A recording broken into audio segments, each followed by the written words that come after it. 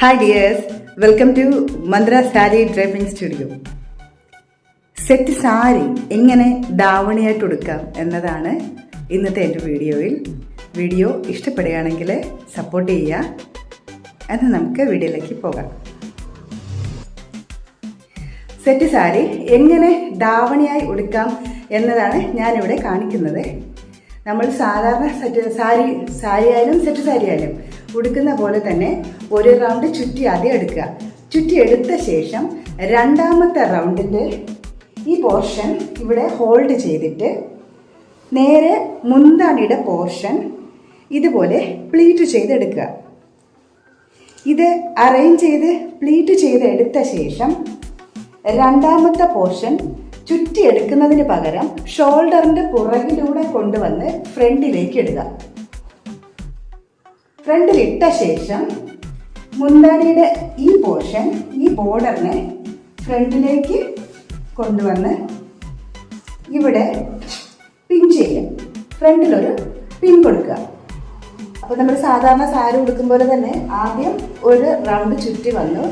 രണ്ടാമത്തെ റൗണ്ടിൽ ചുറ്റി എടുക്കുന്നതിന് പകരം രണ്ടാമത്തെ റൗണ്ടിലെ മുന്താണി ഫ്രണ്ടിലൂടെ ഇട്ടിട്ട് പുറകിലൂടെ എടുത്ത് ഇവിടെ കൊണ്ടുവന്നിട്ട് അതിൻ്റെ മുന്താണി പിൻ ചെയ്ത് വച്ചിട്ടുണ്ട്. ഈ സാരിയുടെ ബാക്കി പോർഷൻസ് ഇപ്പോൾ നമുക്കിത് ഇത്രയും ഇങ്ങനെയാണ് കിട്ടിയിട്ടുള്ളത്. ഇവിടെ നിന്നും കുറച്ചുണ്ട്, ഇവിടെ നിന്നും കുറച്ചുണ്ട്. അപ്പോൾ ഇതിനെ നമുക്ക് ഫ്രണ്ടിൽ ഫ്ലേറ്റ് ആക്കി എടുക്കാം. അതിന് വേണ്ടിയിട്ട് ഈ ഭാഗം കുറച്ച് ലൂസാക്കി ഇട്ട ശേഷം പ്ലീറ്റ് എടുക്കാം.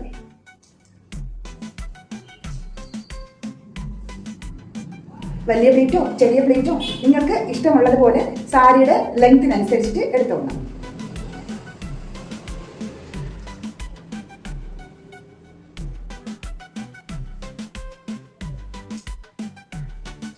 പ്ലീറ്റ് ഇതുപോലെ എടുത്ത ശേഷം പിൻ ചെയ്യുക.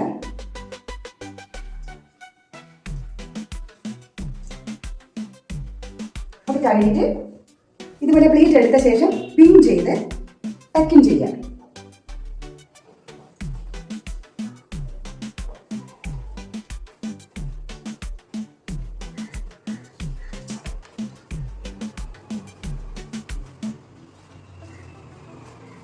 നമ്മളിപ്പോൾ ഇവിടെ ടക്കിൻ ചെയ്ത് കഴിഞ്ഞ ശേഷം ഇവിടെ കുറച്ച് പോർഷൻസ് ഇങ്ങനെ എക്സസ് ആയിട്ട് കിടക്കും. അപ്പോൾ ഇതിനെ പതുക്കെ ഉള്ളിലേക്ക് കയറ്റിയിട്ട് അവിടെ ഒരു പിൻ ചെയ്യാം.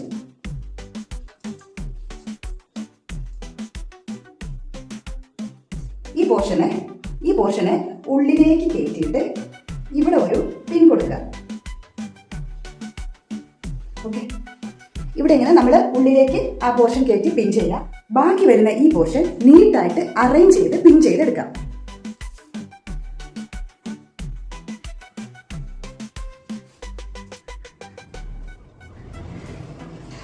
ഇങ്ങനെ പ്ലീറ്റ് ചെയ്തെടുത്ത ശേഷം പിൻ ചെയ്തിരിക്കുന്നത് അറിയാത്ത രീതിയിൽ ഫസ്റ്റ് ബോർഡർ മാറ്റിയിട്ട് അതിൻ്റെ ഉള്ളിലായിട്ട് പിൻ ചെയ്യുക.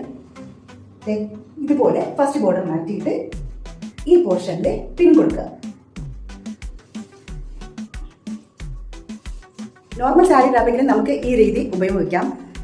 ഉദാഹരണത്തിന് പറയണമെങ്കിൽ ഷിഫോൺ, ജോർജറ്റ്, ക്രേപ്പ് മെറ്റീരിയലിൽ വലിയ സ്റ്റോൺ വർക്ക്, ബീഡ്സ് വർക്ക്, ലൂസായിട്ട് കുഴഞ്ഞ ടൈപ്പ് സാരികളിൽ വർക്ക് വരുന്ന ടൈപ്പിൽ ഇത് കൂടുതൽ സ്യൂട്ടാണ്. മുന്താണിയിൽ ഒത്തിരി വർക്ക് വരുന്ന ടൈപ്പ് സാരികളിൽ, ബോർഡറിൽ ഒരുപാട് വർക്ക് വരുന്ന ടൈപ്പ് സാരികളിലൊക്കെ ഈ രീതി വളരെ ബെറ്റർ ആയിരിക്കും.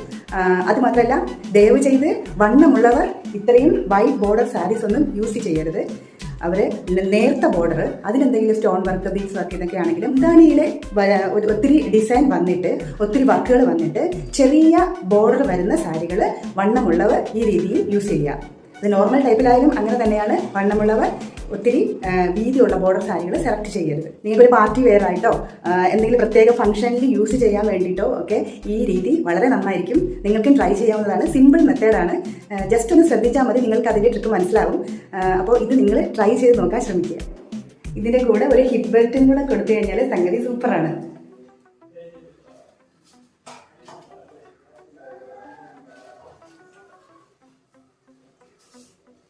ഇനി ഞാനിത് സൂം ചെയ്ത് കാണിക്കാം.